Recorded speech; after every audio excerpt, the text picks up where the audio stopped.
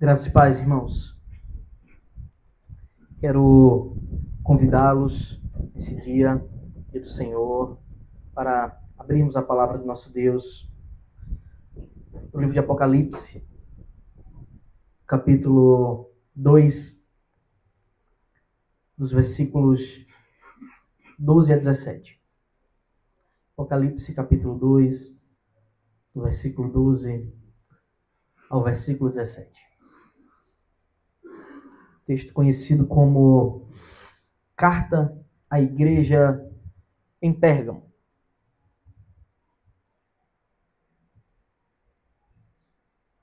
Último livro das Escrituras, capítulo 2, 12 a 17. Os irmãos encontraram?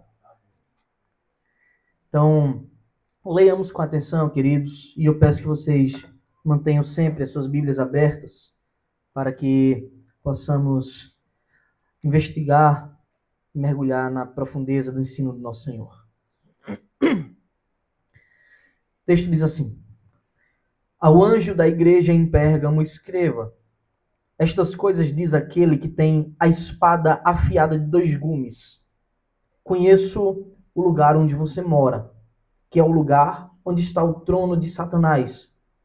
Sei que você conserva o meu nome e não negou a fé que tem em mim. Mesmo nos dias de Antipas, minha testemunha, meu fiel, que foi morto na cidade de vocês, aí onde Satanás habita. Tenho, porém, contra você algumas coisas. Estão aí em seu meio os que sustentam a doutrina de Balaão, o qual ensinava Balaque a armar ciladas diante dos filhos de Israel, para que comessem coisas sacrificadas aos ídolos e praticassem a prostituição. Além disso, estão também aí em seu meio os que seguem a doutrina dos nicolaítas.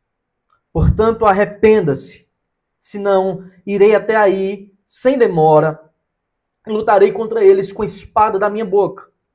Quem tem ouvidos, ouça o que o Espírito diz às igrejas. Ao vencedor darei do maná escondido. Também lhe darei uma pedrinha branca, e sobre essa pedrinha um novo nome escrito, o qual ninguém conhece, exceto aquele que o recebe. Amém. Oremos. Senhor nosso Deus bendito, glorioso, nós nos curvamos ante a tua glória, ó nosso Pai, nosso Senhor, Deus majestoso, o único e verdadeiro Rei do universo, o único Deus de qual todos se dobram e se curvam, porque o Senhor é verdadeiramente soberano. A ti, ó Deus, nós damos glória, nós entoamos louvores e adoramos com todo o nosso ser. Expressamos o nosso louvor com a nossa existência e te pedimos, ó Senhor, recebe a nossa adoração. Mas nós, mais uma vez, ó Deus, nos reconhecemos como totalmente necessitados, seja do teu perdão, da tua misericórdia, mas também da iluminação que vem do teu Santo Espírito, para que possamos compreender a riqueza, a glória, a profundidade das maravilhas que o Senhor revela para nós através da tua palavra. Sem o teu Santo Espírito, ó Senhor, somos incapazes de compreender. Mas eu te peço, ó Deus, move teu Santo Espírito em nossos corações, ilumina-nos, abre o nosso entendimento para que possamos compreender os teus ensinos e viver para a tua glória. Em nome de Jesus eu te peço, confiado no teu amor, no teu poder. Amém. Irmãos, o título dessa mensagem é um chamado à firmeza. É isso que o Senhor Jesus Cristo, por meio do seu servo João, faz ao endereçar essa carta à igreja que se encontrava na cidade de Pérgamo. Eu gosto de lembrar, na verdade, eu sempre cito aqui o Sermão do Monte, porque é onde estão grandes riquezas dos ensinos do nosso mestre. E no final do seu sermão, do Sermão da Montanha, Jesus ele faz um claríssimo alerta diante de uma multidão que estava ouvindo. Ele olha para aquelas pessoas que estavam atentas e diz assim: fiquem atentos, cuidado com os falsos profetas, porque eles vão surgir no meio de vocês. Não é porque pode ser que eles surjam, é porque certamente eles surgirão. E é interessante como esse alerta de Jesus no Sermão do Monte, que é o sermão mais extenso do nosso Senhor Jesus Cristo, relatado na Bíblia, esse alerta ele vem no final do sermão, depois de Cristo ter tratado dos temas mais fundamentais da fé, de coisas extremamente importantes para nós. Jesus tinha falado sobre qual deve ser a real disposição interna, espiritual de um servo de Deus. Nosso irmão Gabriel falou sobre ela aqui na quinta-feira, as bem-aventuranças. Ele falou como os crentes eles devem ter uma disposição que é contrária à do mundo.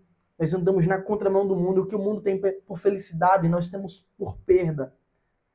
E o que nós temos por pobreza, na verdade, é em grande riqueza para o Senhor. Por isso somos chamados para sermos pobres em espírito. E Jesus ele nos ensina também a viver em uma pureza real. Ele nos ensina a vivermos incontaminados do mundo. Isso quer dizer muito além das aparências, mas principalmente internamente. Qual a disposição do nosso coração? O exemplo que ele dá no Sermão do Monte são os próprios fariseus, que não cometiam adultério, propriamente dito, não roubavam, não matavam, mas os seus corações estavam mergulhados de ódio, portanto, eles eram assassinos. Estavam mergulhados de vaidade e inveja, portanto, eles eram ladrões. Estavam invadidos de imoralidade na mente, portanto, eles também eram adúlteros. Em Cristo, o Senhor Jesus, o nosso Salvador, ele nos chama para viver numa pureza real. Não só exterior, aquela que os homens podem avaliar, mas aquela pureza na qual ele mesmo pode avaliar, sendo ele aquele que sonda as mentes e os corações. Então, o Senhor faz isso ensinando-nos o real significado da lei. Algumas pessoas pegam esse texto do Sermão na Montanha e acham que Jesus ele estava endurecendo a lei, trazendo uma nova lei. Não, ele só estava interpretando a lei corretamente. A lei que vem do Deus puro, santo, perfeito e soberano. E ele nos ensina também no Sermão do Monte como é glorioso sofrer por Cristo. Quão bem-aventurados são aqueles que são perseguidos por causa da justiça do Evangelho. Então, irmãos, depois de ensinar sobre tantas coisas importantes, fundamentais, o Senhor faz o seguinte alerta. Esse alerta está escrito em Mateus capítulo 7, dos versículos 15 a 20. Nosso Senhor Jesus diz bem assim: cuidado com os falsos profetas, que se apresentam a vocês disfarçados de ovelhas, mas por dentro são lobos vorazes. Esse alerta é muito importante, irmãos. Parece que boa parte dos cristãos da nossa geração simplesmente não ouvem o que Jesus diz. Não ouvem esse alerta de cuidado. Há muitos falsos mestres. Quiçá hajam mais falsos mestres do que verdadeiros em nossos dias. Jesus diz cuidado com os falsos profetas. Porque a igreja de Cristo sempre deve estar preparada para esse infortúnio. Surgirão falsos profetas. Surgirão homens com a disposição mental corrompida. Eles aparecem disfarçados, como Jesus diz, de ovelha. Eles às vezes têm uma fala muito mansa, muito branda. Eles falam coisas que vocês querem ouvir. Não há confronto do pecado. Na verdade, às vezes eles passam pano na nossa linguagem para o pecado. Dizem que Deus lhe ofereceu coisas que o Senhor nunca ofereceu. Dão sugestões más. Mas Jesus diz, cuidado. Porque apesar de terem essa aparência mansa, bobinha das ovelhas, frágeis, é só uma capa. Porque por dentro eles são lobos vorazes, esperando o momento certo para dar o bote e tragar as ovelhas do Senhor.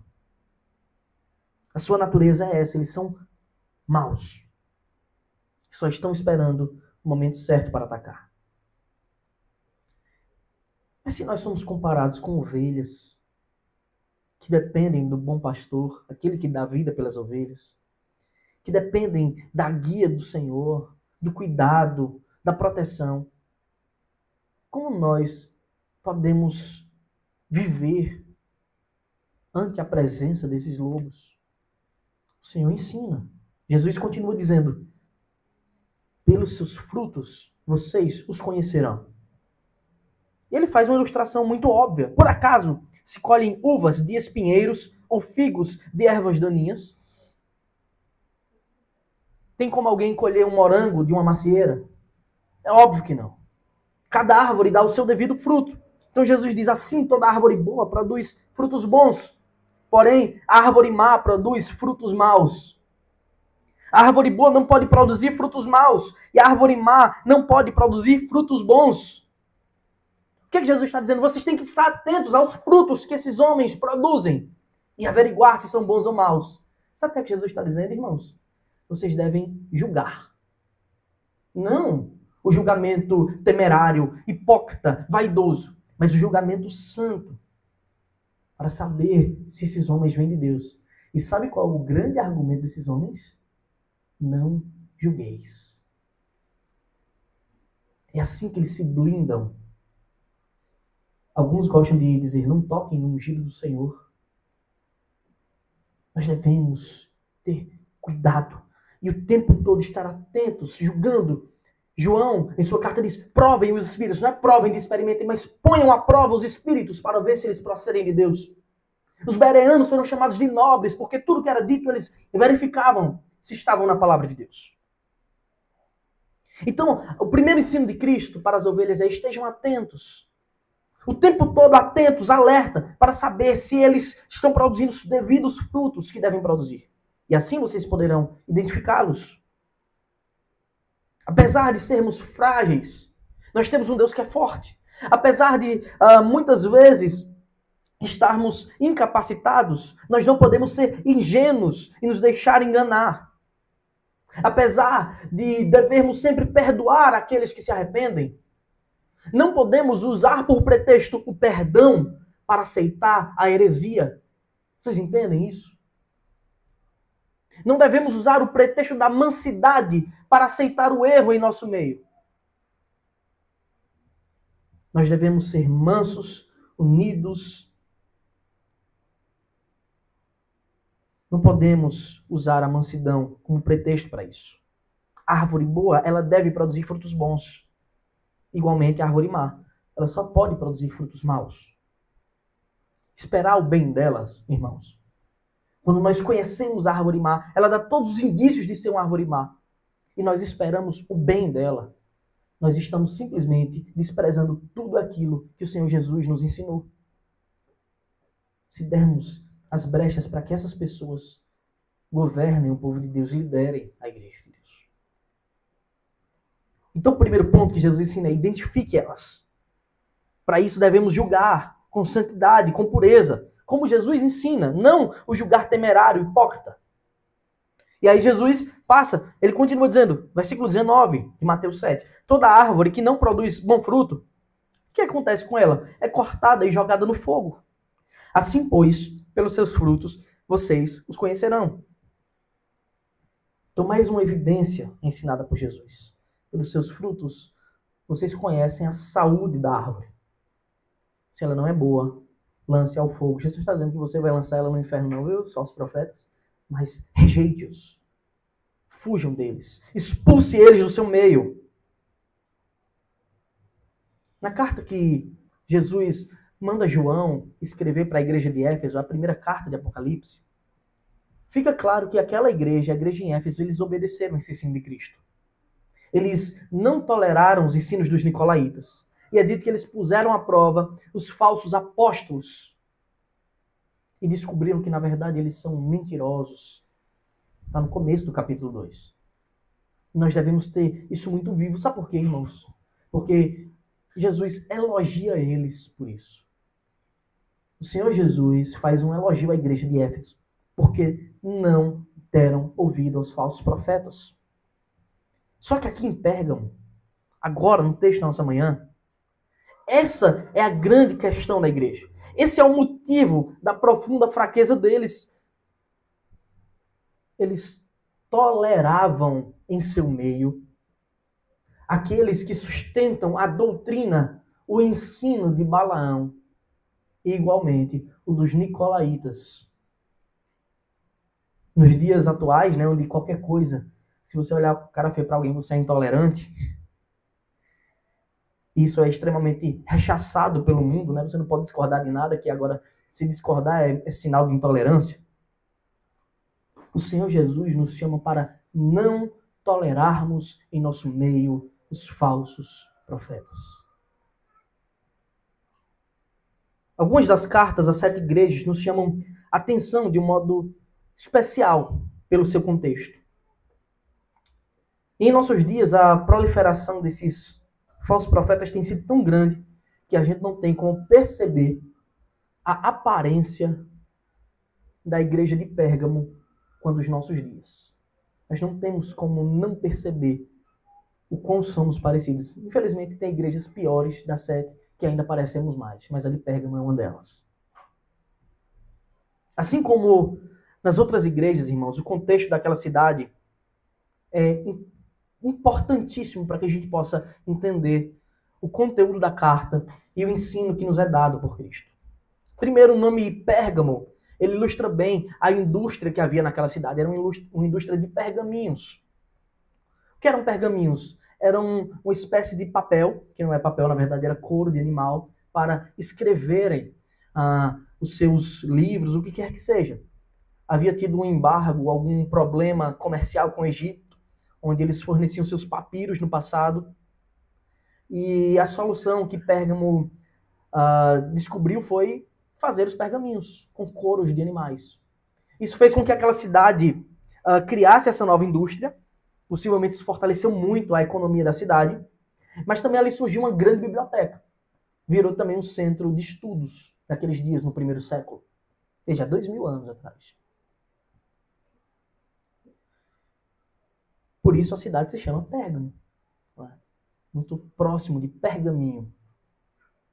E essa cidade, irmãos, ela ficava numa altitude de uns 300 metros, mais ou menos, de altitude. Era uma espécie de platô, ou seja, era uma montanha onde o topo era cortado e ela ficava reta e a cidade estava em cima. E o fato dela ficar nessa altitude tão grande possibilitava uma proteção maior, porque de longe se viam os inimigos e ali de fato era uma fortaleza. Naquela cidade, assim como as outras que nós já vimos, o paganismo era muito forte. Talvez podemos dizer que essa era a cidade mais pagã de todas. Ali havia um grande altar, um grande templo dedicado a Zeus. Eles chamavam de Zeus Sóter. Né? Os romanos chamavam Zeus de Júpiter. Mas essa expressão Sóter, né? Que daí que vem a palavra, né? Soteriologia, né? Estudo da salvação, Sóter, Salvador. Né? Era assim que aquele povo identificava Zeus. Zeus, o Salvador. Também não, a adoração não se resumia a Zeus, irmãos. Lá tinha um templo também dedicado a Esculápio, ou outros chamam de Asclépio, né? Que era o deus da cura. Esse deus, ele tinha um símbolo que era a cobra, e até hoje esse símbolo é usado na medicina, né? Como sinal de cura. E eles também chamavam de Esculápio Sóter, Salvador. Tinham templos naquela cidade dedicados a Zeus, a Esculápio, provavelmente a muitos outros deuses. E lá também era o centro, o lugar principal de adoração ao imperador. O imperador romano era visto como uma espécie de deus vivo. E as pessoas deveriam ir lá, prestar reverência, prestar sacrifícios e declarar publicamente: César é o Senhor. O Império Romano dominava o mundo. E quem não fizesse isso configurava-se inimigo de Roma, atentando contra a Pax Romana. Sendo um centro tão econômico, tão importante econômico do Império, logo Pérgamo virou uma espécie de capital do império. Então as pessoas que estavam lá do império eram muito poderosas. E uma delas era o procônsul daquela cidade, uma espécie de governador. Para os irmãos terem uma ideia, ele tinha plenos poderes naquela cidade. Isso significa que se ele quisesse que alguém deveria morrer, essa pessoa morreria. Ele escolhia quem vivia e quem morria. Todo o contexto daquela cidade, mano, extremamente idólatra, completamente idólatra. Todo o paganismo daquela cidade corria nas veias da população. As pessoas nasceram ali, nesse contexto, e viviam e adoravam isso. Agora, eu peço que você imagine como pode ser possível um cristão viver ali. E lembre-se que quando a gente fala de adoração naqueles dias, não é como hoje. Hoje a gente tem um jeito estranho de viver a religião, né? Hoje as pessoas vivem a religião do domingo, né? Semana inteira ela é uma coisa, no domingo ela diz que é crente e vai para a igreja. Quando vai? Não, irmãos. Aqueles dias as pessoas viviam isso entranhadamente no seu dia. Então seus negócios tinham a ver com isso. Suas amizades tinham a ver com isso. Eles fechavam negócio sentados a uma mesa para comer comida sacrificada aos ídolos. Eles faziam suas transações, eles faziam tudo mediante sacrifícios aos deuses pagãos, mediante idolatria, mediante uma religião entranhada e má.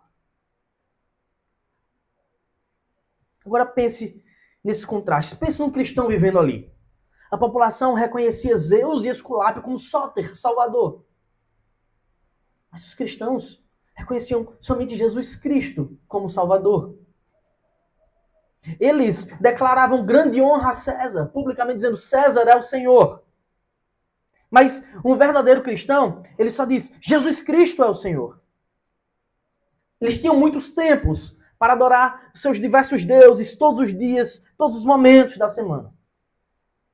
Mas os crentes eram o próprio templo do Senhor, a habitação do Espírito Santo. Se lá existiam milhares de pergaminhos com milhares de escritos, os crentes entendiam que só havia uma escritura fundamental, a palavra de Deus, para viver. Para eles, para aquela população, a cura vinha de Esculápio, o Deus da cura. Para os cristãos, os nossos irmãos, ela só podia vir do Senhor, que é o médico dos médicos. Tantos contrastes, irmãos, não poderia resultar em outra coisa. O esperado aconteceu. Aqueles irmãos nossos foram severamente perseguidos. Eles foram atacados, eles foram expulsos, perseguidos, vilipendiados publicamente. E esse é o contexto com o qual Jesus ordena que João escreva esta carta àquela igreja. Sem compreendermos isso, não temos como compreender o que está escrito após. E mais uma vez, João usa a fórmula em 7 passos, são 7 elementos que estão presentes em todas as cartas. E ele começa com os dois primeiros elementos. Eu peço que você mantenha a sua Bíblia aberta em Apocalipse 2:12. O primeiro elemento é a ordem que Jesus dá para escrever. E o segundo são as características que o Senhor Jesus dá de si mesmo. Ele diz assim, versículo 12. Ao anjo da igreja em Pérgamo escreva: estas coisas diz aquele que tem a espada afiada de 2 gumes. Então Jesus ordena mais uma vez que João escreva agora ao anjo da igreja em Pérgamo. Eu já expliquei para os irmãos e torno a explicar. Anjo é a palavra que o Senhor usa para os pastores da igreja. São aqueles que eram responsáveis por levar a mensagem à igreja, a proteger a igreja dos ensinos falsos. Por que Cristo usa essa expressão? Porque anjo no Antigo Testamento eles normalmente eram usados pelo Senhor para levar uma mensagem de Deus ao povo. E por vezes também para proteger o povo de Deus. Então é assim que o Senhor denomina os pastores. E ele diz no capítulo 1, ele é aquele que tem as 7 estrelas na mão. E as 7 estrelas são os anjos da igreja, são os pastores. Mostrando que o Senhor tem em suas mãos os seus fiéis, os seus pastores. E ele usa a mesma fórmula profética do Antigo Testamento, que diz, assim diz o Senhor, quando Deus queria dizer alguma coisa a alguém. Agora ele diz, assim estas coisas diz aquele que... Então Jesus dá uma característica de si mesmo, como apresentada lá no capítulo 1. Aquele que tem a espada afiada de 2 gumes. E é incrível isso, irmãos. Se a gente entendermos o significado dessas palavras. Essa é mais uma característica da qual Jesus se apresenta. Eu peço que você abra no capítulo 1, volte apenas algumas páginas. E vamos ler a descrição que Jesus dá de si mesmo, do versículo 9 ao 18. Ele diz assim, é uma visão de João. Eu, João, irmão e companheiro de vocês na tribulação, no reino e na perseverança em Jesus, estava na ilha chamada Patmos, por causa da palavra de Deus e do testemunho de Jesus. João estava exilado, porque tinha sido expulso de Éfeso por pregar o evangelho. Achei-me no Espírito, no dia do Senhor, no domingo, tá, irmãos? E ouvi atrás de mim uma voz forte, como de trombeta, dizendo, escreva num livro o que você vê e mande-o às 7 igrejas, Éfeso, Esmirna, Pérgamo, Tiatira, Sardes, Filadélfia e Laodiceia. Ou seja, ele ouve uma voz de Cristo para que escrevesse o que ele estava vendo e enviasse. Voltei-me para ver quem falava comigo e ao me voltar vi 7 candelabros de ouro. E no meio dos candelabros, um semelhante ao filho de homem, com vestes talares, cingido na altura do peito, com um cinto de ouro. A cabeça e os cabelos dele eram brancos como a alva lã, como a neve. Os olhos eram como chama de fogo. Os seus pés eram semelhantes ao bronze polido, como que refinado numa fornalha. A voz era como o som de muitas águas. Na mão direita ele tinha 7 estrelas, e da sua boca saía uma afiada espada de 2 gumes. O seu rosto brilhava como o sol na sua força. Ao vê-lo, caía aos seus pés como morto. Porém, ele pôs a mão sobre mim, a mão direita, dizendo, não tenha medo, eu sou o primeiro e o último. E aquele que vive, estive morto, mas eis que estou vivo para todo sempre, e tenho as chaves da morte e do inferno. O Senhor usa esses elementos todos espalhados em suas cartas. E é incrível como cada elemento que ele dá da sua constituição, da visão que João tem a ver com a situação da igreja. E, mas o que é que significa a espada afiada de 2 gumes? Ou no grego essa espada que é Homfaia, o nome, é uma espada longa. O que é que significa isso? Aliás, quando nós lemos o texto no original, há uma ênfase. Jesus ele não fala simplesmente, eu sou aquele que tem a espada afiada de 2 gumes. Ele diz, eu sou aquele que tem a espada afiada, a de 2 gumes. Não é qualquer uma. É uma coisa específica. Irmãos, esse é o símbolo da justiça de Deus.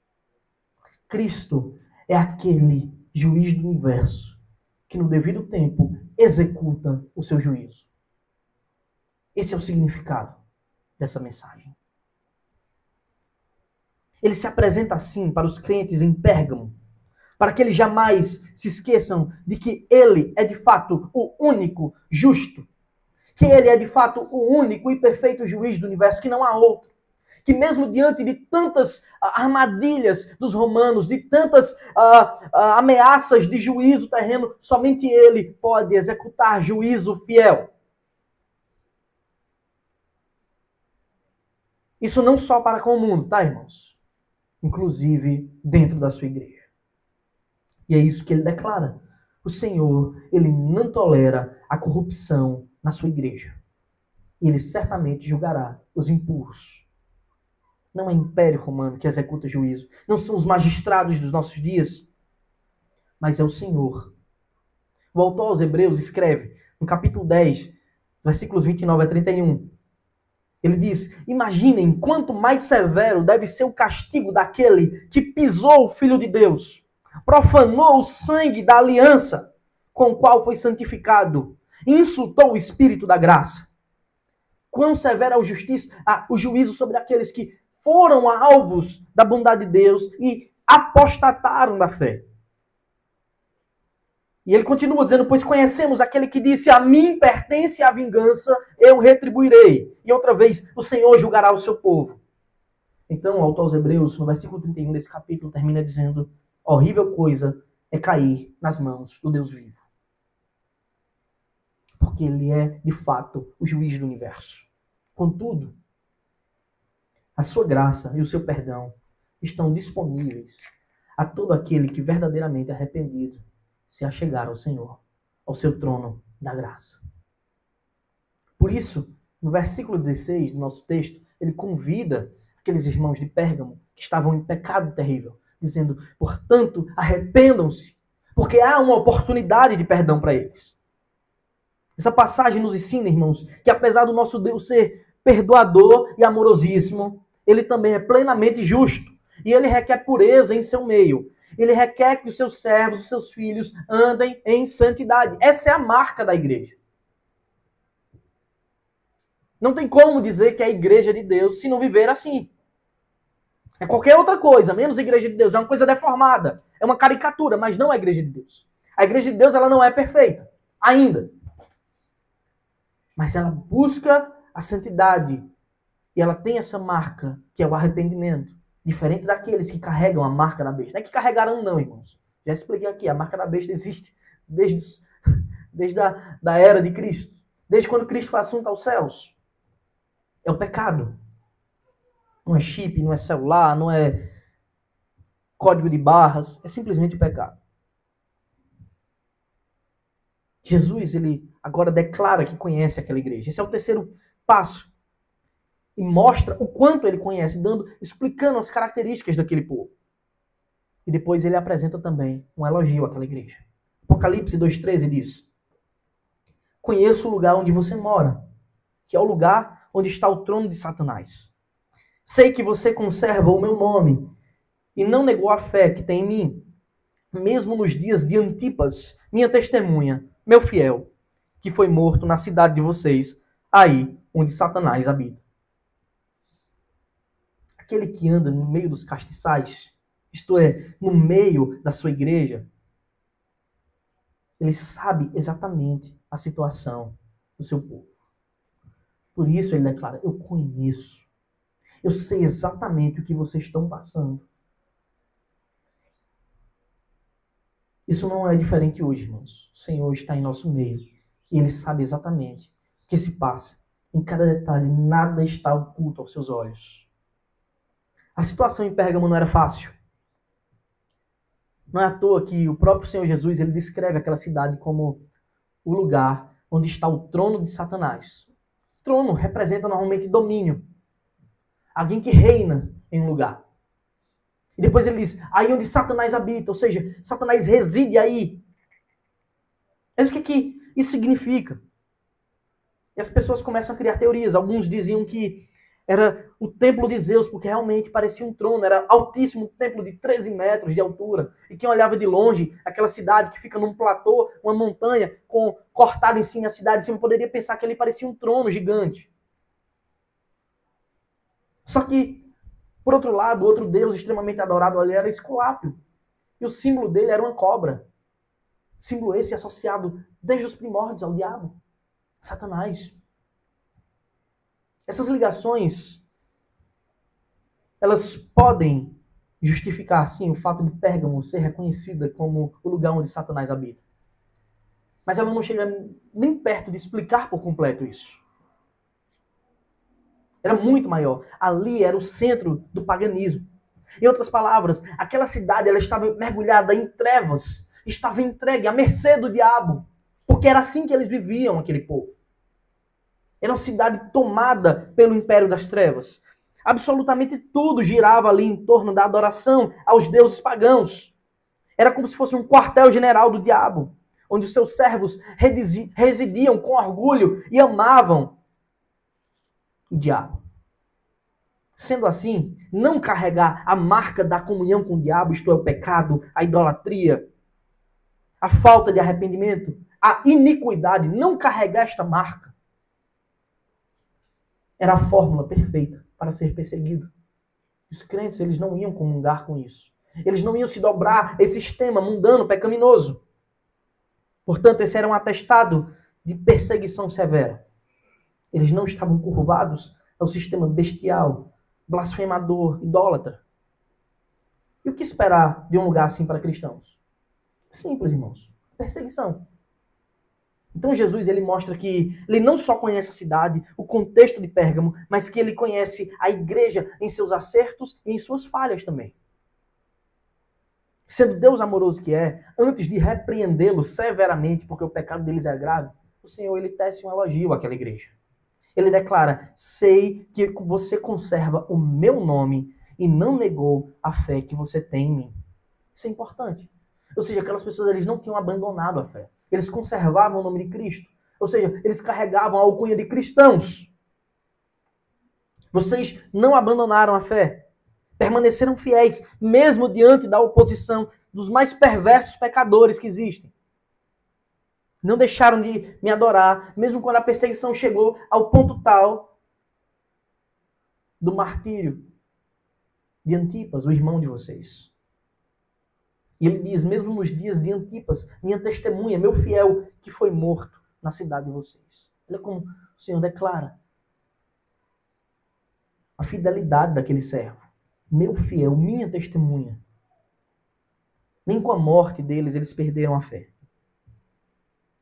E nós podemos aqui ver como aquela perseguição ela foi severa, foi terrível. E eu pergunto a você, você está firme, irmãos?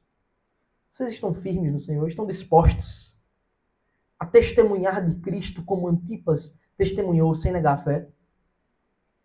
A ponto de, se necessário, morrer pelo Senhor? Ou alguma perseguição ao seu redor, ainda que menor que seja, faz com que você negocie os seus princípios?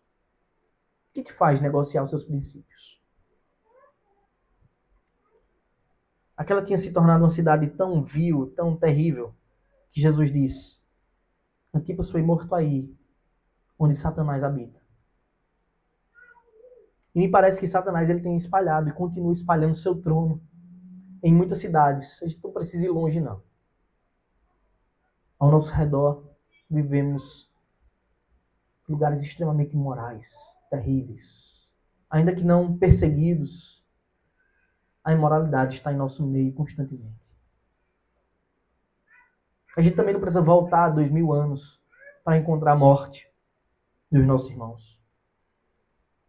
No período de um ano, irmãos, o Instituto Portas Abertas, de 2023 a 2024, o último censo deles,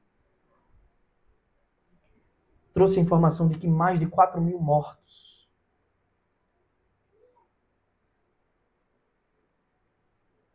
4.000 irmãos nossos foram assassinados tão somente por causa da fé, entre 2023 e 2024.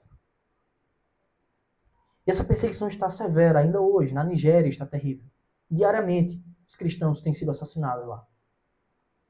E a gente vive como se nada tivesse acontecendo. Não pense que o mundo mais tecnológico, mais civilizado, como alguns podem imaginar, fará cessar o ódio do Senhor. Isso é maligno, é irracional, é perverso. Estará com o homem enquanto ele não conhecer o Senhor. No versículo 14 e 15, nosso Senhor Jesus, ele passa do elogio daqueles crentes que não negaram a fé para uma repreensão, e é uma repreensão severa, na qual nós devemos estar atentos, porque corremos o risco, muitas vezes, de estar caminhando nos mesmos passos errados deles. Versículos 14 e 15, acompanhe comigo.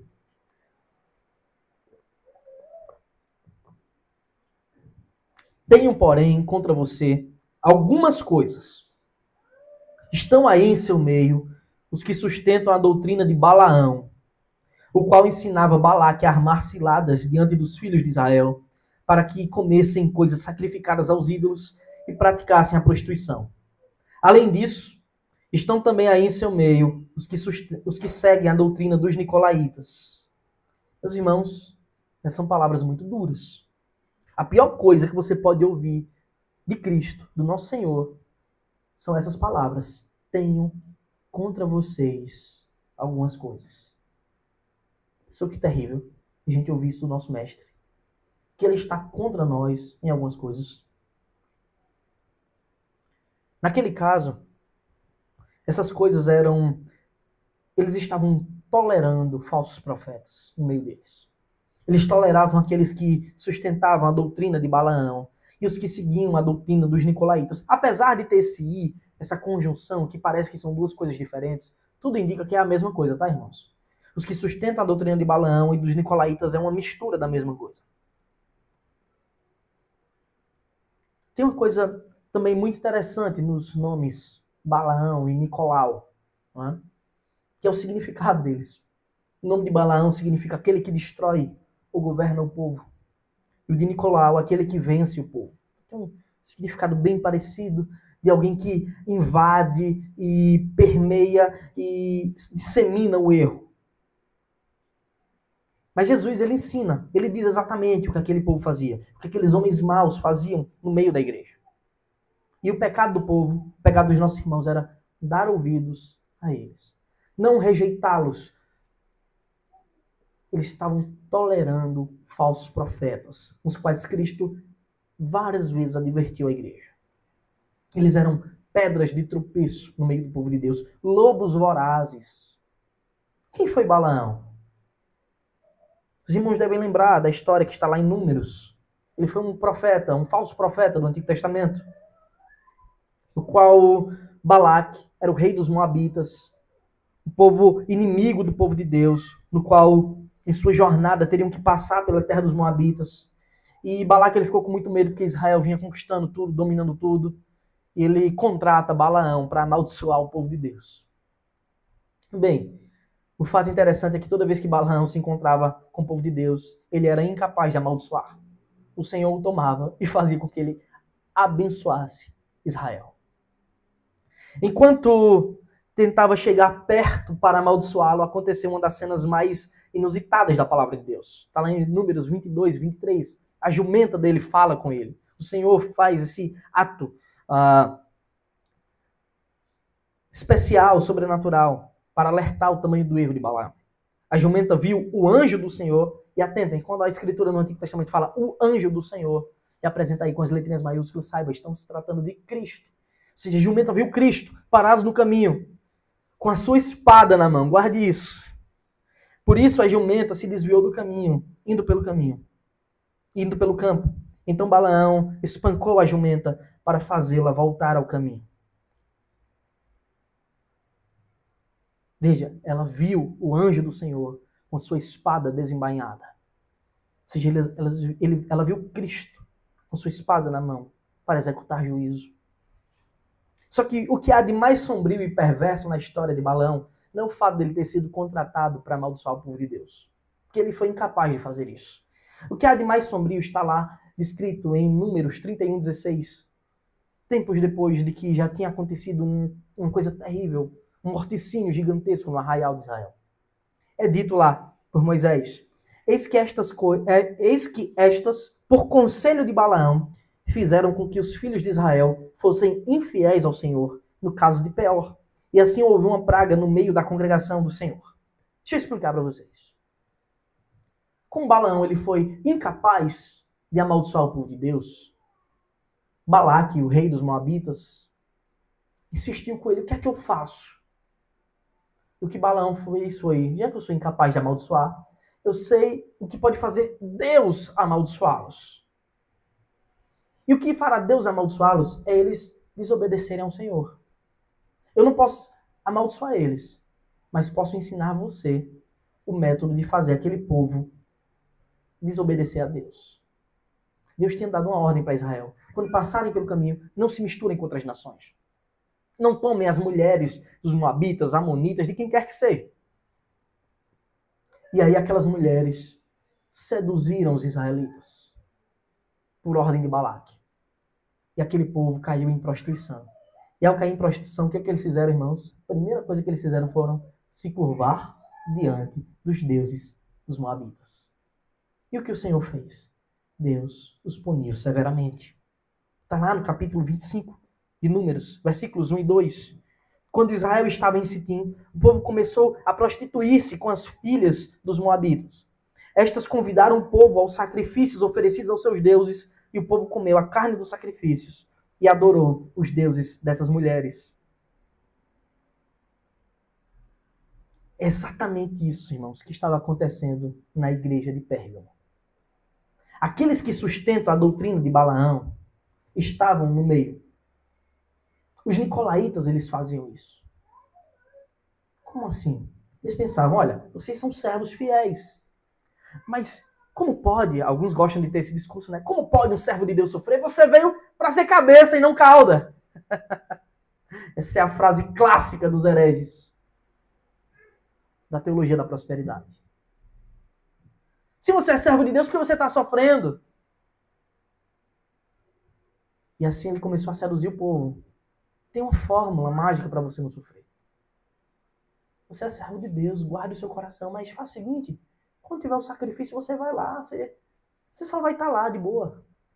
Você senta na mesa, come, consagra a Deus ali o sacrifício, finge que nada está acontecendo, e aí você vai poder voltar a ter seus negócios. Fala, César, o Senhor é da boca para fora. Fala, só para você se livrar desse povo ruim. E aí você vai poder seguir sua vida normal. Essa é a doutrina de Balaão. Aquela que ensina a negociar os princípios da fé para que você possa ser bem quisto pelo mundo, bem visto pelos ímpios. Agora me diga você, quantas vezes você já fez isso?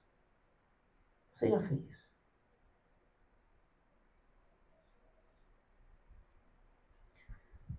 Foi isso que aconteceu com Pérgamo. Eles estavam tolerando falsos mestres. Veja, não era qualquer um que ensinava essas coisas. Eram pessoas que estavam tentando ocupar a posição de líderes da igreja, de mestres. Portanto, começou a haver prostituição ali. Ainda que essa prostituição não fosse física, fosse espiritual, porque o povo estava se prostituindo com outros deuses, o Senhor trata como um pecado gravíssimo. Mas apesar disso, tudo indica que essa prostituição alcançou níveis mais imorais e perversos. Porque naqueles dias existiam prostitutas cultuais, pessoas que tinham suas relações sexuais imorais com o intuito de adorar os deuses pagãos. Assim como aconteceu com Israel, lá em Números, pode ter acontecido com Pérgamo. E será que não acontece em nossos dias? Irmãos, em nosso meio estão aqueles que sustentam a doutrina de Balaão, o ensino dos nicolaítas. E nós não podemos tolerá-los como se fossem cristãos. Um dos piores, são muitos, tá? Tem coach, tem teologia da prosperidade, tem as infinitas seitas que surgem aí todos os dias. Mas uma das piores tem sido o liberalismo. É um evangelho que não luta contra o pecado. É um evangelho que transforma a igreja em ONGs. É um evangelho que não é verdadeiro, mas que é associado a ideais marxistas, ímpios. Negociam a pureza. Dizem que se Deus é amor, ele aceita todo tipo de amor. Como se as relações infames fossem uma coisa que Deus aprovasse. Negociam a autoridade das escrituras. As escrituras elas precisam de ser atualizadas. Isso é coisa retrógrada, antiga. É engraçado a gente ouvir isso do mundo, porque é uma tolice. Mas ouvir dentro da igreja é terrível. Eles não amam o Senhor, não adoram o Deus verdadeiro. E tem sido tolerado, inclusive, em grandes denominações batistas no Brasil. É o caso do Ed Renekiewicz, os maiores hereges, mais perversos, demoníacos que existem. Está claro que essas coisas elas não podem ser toleradas em nosso meio. Sou eu que estou dizendo, é Cristo. Não é apenas não comungarmos com isso. Nós pecamos quando a gente se cala diante dessa atrocidade. Como a gente acha normal isso acontecer no meio do povo de Deus. Eles não são servos de Deus. Não são cristãos. Há uma ordem clara de Jesus para que eles se arrependam. Versículo 16, portanto, arrependa-se. E essa ordem, ela vem com uma promessa. Ela acontece debaixo de uma condição de juízo. Portanto, arrependa-se. Senão, irei até aí sem demora e lutarei contra eles com a espada da minha boca. Esse é o chamado claro para quem peca, irmãos. O Senhor dá a oportunidade. Arrependam-se, o nosso Deus é misericordioso. Apesar de severo em seus juízos, a sua graça está disponível. Ele está de braços abertos para receber aquele que se arrepende. Aquele que se arrepende verdadeiramente, ele certamente encontra o perdão. A sua misericórdia, ela triunfa sobre o juízo. Mas ele não fecha os olhos para a sua justiça. Ele permanece justo e fiel. Caso contrário, caso não haja arrependimento, a sua justiça será brevemente executada. Ele disse, não, irei até aí sem demora. Isso não é a sua parúzia, a sua segunda vinda, mas é uma vinda em juízo no tempo. Isso pode acontecer também em nossos dias. Não é seu segundo retorno, mas é ele julgando a igreja. Se não, irei até aí sem demora e lutarei contra eles com a espada da minha boca. O alerta é claro e irrevogável. Farei juízo, assim como fiz com Balaão. E não somente com ele. Vocês sabem quantos morreram, irmãos, do arraial de Israel? Quando vocês lerem em casa, Números 25, vocês vão ver que coisa terrível. Lá no versículo 9 está escrito que morreram da praga que Deus deu para os israelitas, que ouviram o ensino de Balaão. Foram 24 mil. Porque eles se prostituíram em Peor. Então, a carta encerra com uma promessa para ouvir. Uma ordem para ouvir, na verdade, uma promessa. A todo aquele que vencer, a todo aquele que permanecer fiel ao Senhor, ouvir o seu ensino e obedecê-lo. Versículo 17, quem tem ouvidos, ouça o que o Espírito diz às igrejas. Ao vencedor darei do maná escondido. Também lhe darei uma pedrinha branca, e sobre essa pedrinha um novo nome escrito, o qual ninguém conhece, exceto aquele que o recebe. Então, assim como em todas as outras cartas, há uma ordem clara e universal para que todas as igrejas do Senhor atentem-se para a voz do Espírito Santo que exorta, que conforta e conduz a sua igreja, mas também confronta contra o pecado. Arrependam-se, ouça a voz do Espírito. E então Jesus faz uma promessa perfeita, maravilhosa, inimaginável, indescritível para todo aquele que se mantém fiel. 3 coisas são prometidas. E João usa sua figura de linguagem típica de Apocalipse, suas imagens simbólicas para descrever essa promessa. Primeiro, vai receber do maná escondido. Segundo, vai receber uma pedrinha branca. Terceiro, nessa pedra receberá também um novo nome escrito, o qual ninguém conhece. E aqui já aconteceram muitos debates sobre o significado dessas promessas. Muitos longos debates. E a gente não precisa conjecturar demais. Ir longe para entender o que o Senhor está falando. Até porque a sua promessa, em última instância, é sempre a mesma. Ele vindicará o seu povo e salvará o seu povo no fim e nos dará uma glória eterna que a gente não merece, mas ele faz isso por amor. Primeiro, em contraponto com a comida sacrificada dos ídolos que eles estavam sendo tentados a comer para comungar com aquele povo, Jesus nos promete o maná escondido, fazendo alusão à comida, o pão vivo que descia do céu. Mas ele, lá em João, ele diz, eu sou o pão vivo que desce do céu. Ele mesmo é o nosso maná. Ele é o nosso alimento. Portanto, somos por ele convidados a comer seu corpo e beber do seu sangue. É algo que não está disponível para todos.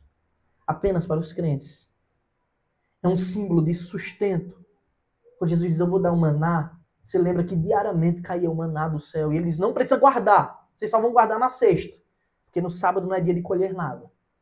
Nos outros dias não guardem, porque vai cair. É certo que eu vou lhes sustentar. E o Senhor sempre, ele declara, eu vou sustentar vocês. Mantenham-se fiéis. Ele sustenta e ele cria os lírios perfeitos. As aves de pouco valor. como não fará com vocês o mesmo, homens de pequena fé? Ele sustenta os seus fiéis. E mais que isso, é uma declaração de que os santos, naquele grande dia, estarão em volta do seu grande banquete, da mesa do Senhor nos céus. Aquele que se mantiver fiel entrará no reino de Deus. E receber uma pedrinha branca, irmãos, é um sinal de absolvição de Cristo. Aquele que se apresenta como grande juiz que tem a espada afiada, a de 2 gumes. Era um costume do povo antigo de, em julgamentos, aqueles que eram juízes lançar pedrinhas. As pedrinhas pretas representavam condenação e a branca a absolvição. E Jesus está dizendo, vocês, apesar de estarem temendo a condenação do mundo, eu sou o verdadeiro juiz e eu vou absolver vocês, eu vou absolver vocês. Vocês serão salvos. Entrarão, ingressarão no meu reino para sempre. E também receberão um novo nome que ninguém conhece. Esse é mais um sinal de Deus vindicando, reclamando o seu povo para si. Um novo nome é a declaração de que o Senhor faz de nós novas criaturas. E é também o cumprimento de uma profecia de Isaías 62, 2. Que coloca a igreja de Deus como novo Israel. Não geográfico, mas o da fé. Está escrito, as nações verão a sua justiça, ó Jerusalém, e todos os reis contemplarão a sua glória, e você será chamada por um novo nome, que a boca do Senhor designará. Em outras palavras, para aqueles cristãos, para todos nós, inclusive, que nos mantermos fiéis, o Senhor, que é o verdadeiro juiz, nos dará salvação, sustento e glória para sempre. O Senhor fez de nós, irmãos, o seu povo, o povo escolhido, o seu próprio rebanho. E Ele decidiu revelar o seu amor e a sua bondade em nós, por meio de nós, através de nós. Esse é o chamado de Cristo, para que nós nos mantenhamos fiéis. Para que a gente não tolere em nosso meio os que corrompem a pureza da igreja, com o pretexto de vamos ser mansos, vamos tolerar. Não. As pessoas não devem ser toleradas em nosso meio. Eu comecei citando um trecho do fim do Sermão da Montanha, Mateus 7, de 15 a 20, quando Jesus faz aquele alerta contra os falsos profetas lá no Sermão do Monte. Só que o texto ele continua da seguinte forma. Versículo 21 a 23 daquele texto, Jesus diz, nem todo aquele que me diz, Senhor, Senhor, entrará no reino dos céus, mas aquele que faz a vontade de meu Pai, que está nos céus. Observe, quem é que entra no reino de Deus? Quem é que entra no reino dos céus? Aquele que faz a vontade do meu Pai, que obedece. Muitos naquele dia vão me dizer, Senhor, Senhor, nós não profetizamos em seu nome, em seu nome não expulsamos demônio, em seu nome não fizemos muitos milagres. Observe que Jesus ele não disse, mentira, vocês não fizeram isso. É verdade, vocês fizeram tudo isso. Jesus ele não desmente não. Ele só diz o seguinte no versículo 23. Então lhes direi claramente, eu nunca conheci vocês. Afastem-se de mim, vocês que praticam o mal. Aquilo que Jesus rejeita, nós também devemos rejeitar. Só entram no reino de Deus os obedientes. Os falsos mestres, eles são excluídos perpetuamente da presença de Deus. E olha que declaração incrível do Senhor. Eu nunca conheci vocês. Em contraponto, para a sua igreja, para os vitoriosos, os perseverantes e fiéis no Senhor, Ele não só conhece, como nos dá um novo nome para estarmos diante dele perpetuamente. Portanto, quem tem ouvidos ouça o que o Espírito diz às igrejas. Amém. Convido você a se colocar de pé para que louvemos ao nosso Deus bondoso, majestoso.